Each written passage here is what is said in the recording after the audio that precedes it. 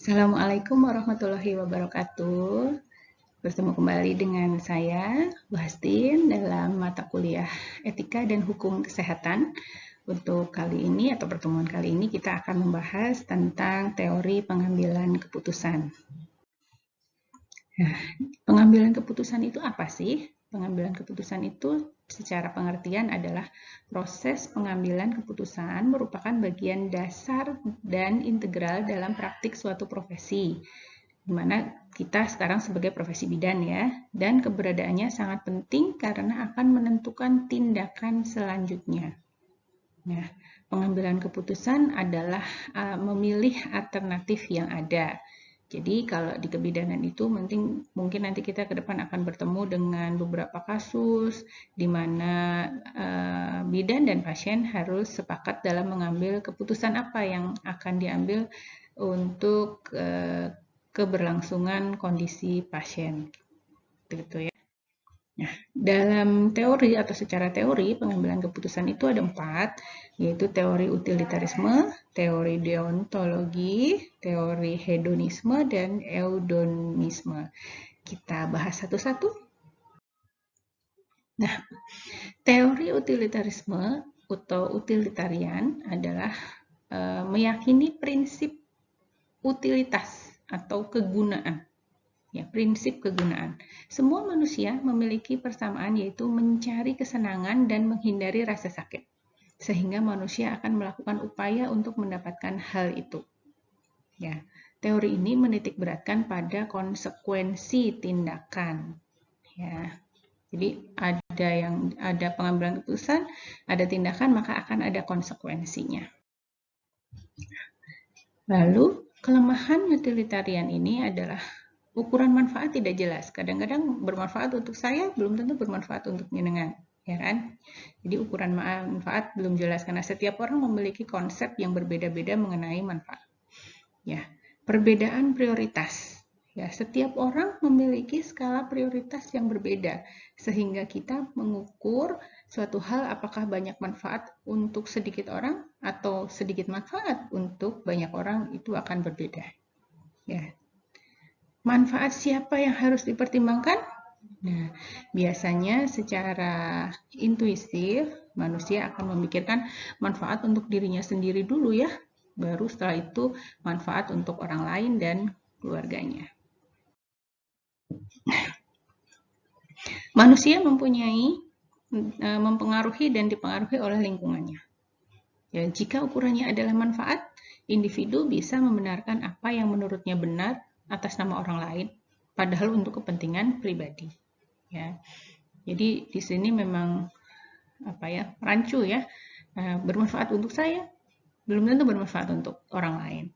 Ya, kadang-kadang jadi seperti mengambil kepentingan, bisa untuk dimanfaatkan mengambil kepentingan pribadi. Ya, kesulitan membandingkan keuntungan untuk masing-masing individu sehingga kebahagiaan total dapat berarti dua hal, yaitu meningkatkan tingkat kesenangan individu atau meningkatkan jumlah individu yang bahagia. Next ya, menganggap semua orang sama, padahal setiap individu memiliki karakteristik yang berbeda, khususnya jika berhubungan dengan tanggung jawab. Nah, dalam menjalankan kehidupan bermasyarakat, justru seringkali individu harus mengorbankan kebahagiaan orang lain, ya kan? Ya, khairunas anfa'uhum linas, ya, sebaik-baik orang adalah yang bermanfaat untuk orang lain.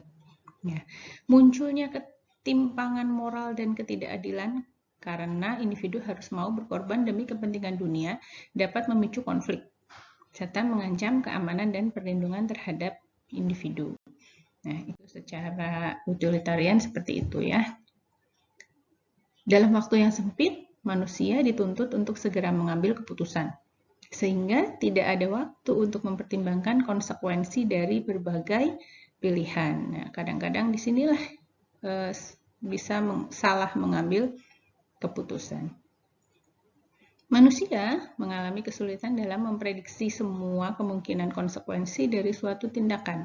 Ditambah lagi keakuratannya yang tidak dapat dipastikan.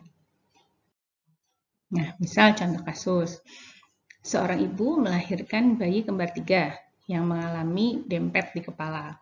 Ya, operasi pemisah sangat beresiko karena otak yang dimiliki ketiga bayi tersebut hanya ada 2, sehingga satu bayi harus dikorbankan. Si ibu harus memilih anak mana yang harus dikorbankan. Nah, pemecahannya bagaimana?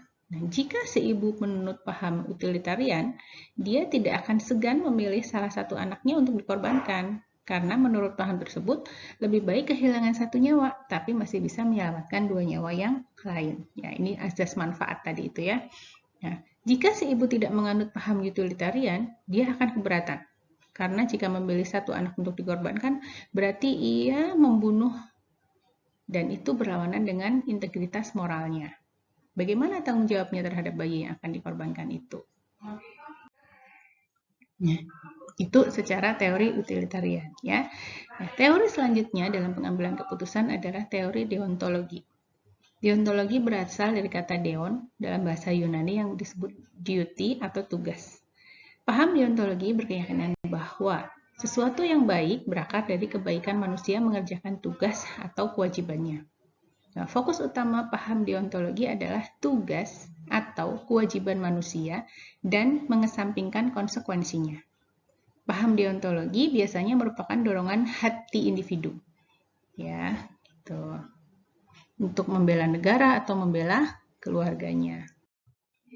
Contoh, seorang bidan menolong persalinan berisiko tinggi.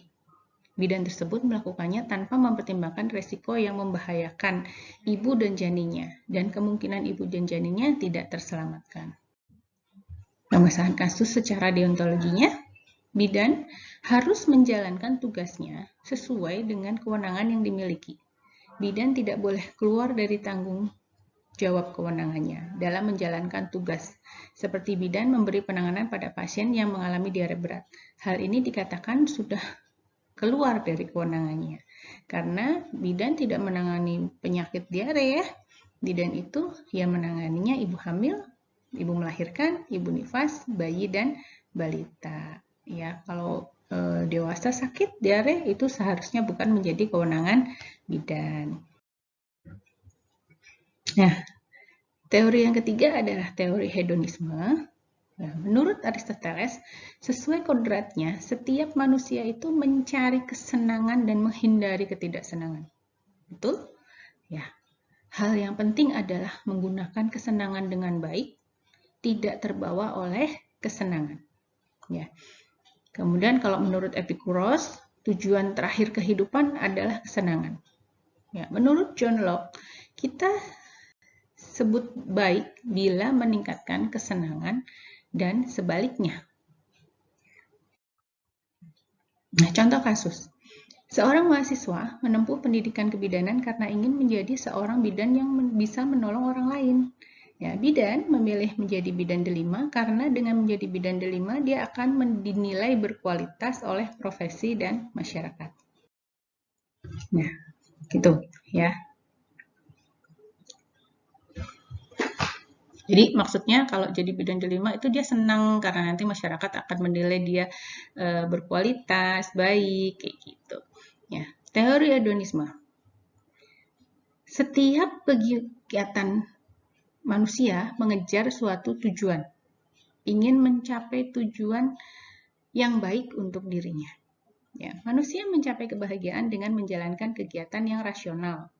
Ada 2 macam keutamaan, yaitu keutamaan intelektual dan keutamaan moral.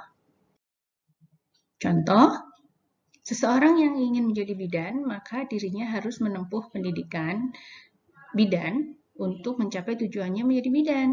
Tetapi dalam menempuh pendidikan tidak hanya mendapat ilmu pengetahuan saja, tapi dirinya juga harus mempelajari moral untuk menjadi seseorang yang berkepribadian baik. Ya. Tadi 4 teori yang sudah saya jelaskan ya. Dan sekarang faktor-faktor yang mempengaruhi proses pengambilan keputusan. 1. Faktor fisik didasarkan pada rasa yang dialami oleh tubuh seperti sakit, tidak nyaman, nikmat. Ya, misal kalau kita sakit kan pasti kita akan mengambil keputusan ke dokter, gitu misalnya ya. Emosional didasarkan pada perasaan atau sikap, ya. Kemudian rasional didasarkan pada pengetahuan. Oh, kalau seperti ini harus begini, misalnya. Kemudian praktik didasarkan pada keterampilan individu dan kemampuan dalam melaksanakannya. Ya, ini seperti bidan misalnya, dia ada pasien bersalin dengan sungsang. Ternyata bidan tersebut tidak mempunyai kemampuan dalam menolong persalinan sungsang, sehingga dia akan mengambil keputusan misalnya dengan merujuk pasien. Ya. Nah, selanjutnya interpersonal didasarkan pada pengaruh jaringan sosial yang ada. Ya. Selanjutnya struktural didasarkan pada lingkup sosial, ekonomi, dan politik. 5 hal pokok dalam pengambilan keputusan. 1. Intuisi atau berdasarkan perasaan, ya, lebih subjektif dan mudah terpengaruh. Keputusan yang diambil berdasarkan intuisi atau perasaan lebih bersifat subjektif, yaitu mudah terkena sugesti, pengaruh luar, dan faktor kejiwaan yang lain. Ya, misalnya pasien dihadapkan pada 2 keputusan. Nah, biasanya dia akan yakin dengan apa yang disarankan oleh bidan karena faktor tadi sugesti, ya. Yang kedua, pengalaman mewarnai pengetahuan praktis. Seringnya terpapar suatu kasus meningkatkan kemampuan mengambil keputusan terhadap suatu kasus.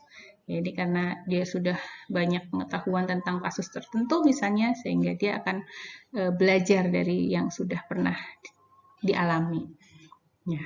3. Fakta keputusan real, valid, dan baik. 4. Wewenang lebih bersifat rutinitas. Ya. Oh, biasanya kalau ada kasus ini seperti ini kan, ya begitu ya. Jadi rutinitas. Rasional, keputusan bersifat objektif, transparan.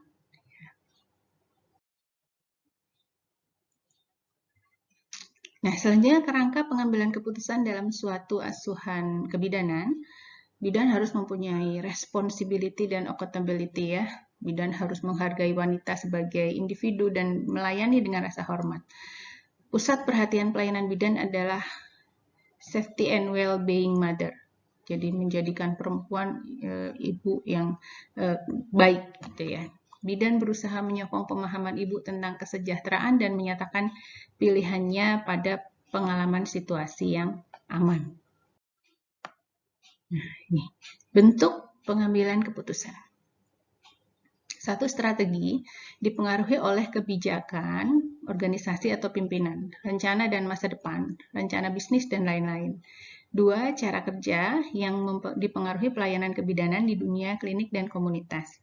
3. Individu dan profesi dilakukan oleh bidan yang dipengaruhi oleh standar praktik kebidanan. Ya. Nah, kalau proses pengambilan keputusan itu sendiri ada beberapa langkah. 1. Identifikasi masalah, ya. Jadi setelah tahu masalahnya, kita mengumpulkan data-data dari masalah tersebut, membuat alternatif pemecahan, pilihan pemecahan A, B, C, D, E, memilih salah satu alternatif yang terbaik, kemudian melaksanakan keputusan tersebut, dan pemantauan atau mengevaluasi dari hasil pelaksanaan keputusan yang tadi sudah diambil. Kesimpulannya, setiap teori pengambilan keputusan dalam menghadapi permasalahan etik sebaiknya senantiasa mendorong untuk melakukan tindakan yang tetap berdasarkan pada konsekuensi dari tindakan tanpa melupakan batas kewenangan. Ya, ingat karena bidan itu tanggung jawab dan tanggung gugat. Ya, kita dekat sekali dengan tuntutan-tuntutan. Jika kita salah bertindak, salah mengambil keputusan, maka kita akan sangat berisiko, baik di dunia maupun di akhirat. Oke. Selamat belajar. Itu beberapa penjelasan yang bisa saya sampaikan hari ini. Semoga bermanfaat. Billahi taufiq wal hidayah. Assalamualaikum warahmatullahi wabarakatuh.